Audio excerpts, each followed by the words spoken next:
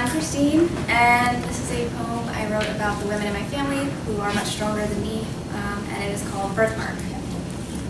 The women in my family wear tragedy like a birthright I have yet to inherit. My grandmother raised 6 kids on her own. My grandfather died when my mom was in vitro, and her mother's grief left a birthmark invisible to the naked eye. Her second father died when she was 9. She met my father and they were happy, and she began to believe that the birthmark was imagined in a dream. Dad was deployed a few months after they had me, so she raised me alone for a year in Germany. My birthmark is a pale fish on my inner thigh. I am lucky. My mother recounts that when Dad came home, he started drinking, but alcoholism is in his family's history, so he allowed himself no liquor, beer only. 2 years, 3 months, 6 days after I took my first breath, my sister took hers, and her birthmark matched my mother's.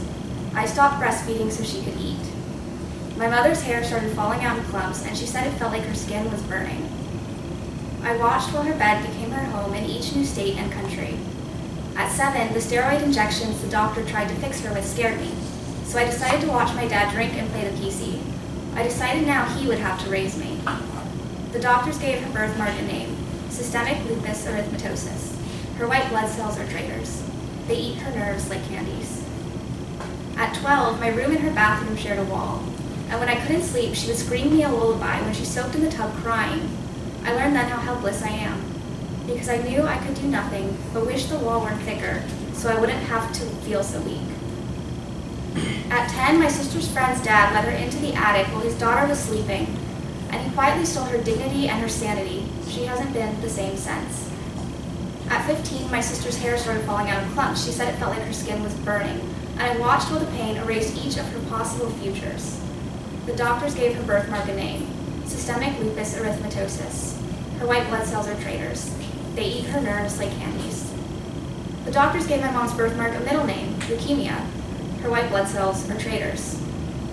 After 20 years of suffering, Mom tripped and swallowed all of her oxys. But she thought of us as always and called 911 so the paramedics could save us from her freedom. She spent a week in a coma and then 3 in rehabilitation. I only visited her when she was sleeping, so I didn't have to explain that I wasn't angry and that I was sorry she had to live for me, that I am sorry we are all so selfish. After 20 years of suffering, chemotherapy was easy for her comparatively. And she's in remission, and her birthmark's first name is still raging, and it eats her nerves like candies. My birthmark is a pale fish on my inner thigh.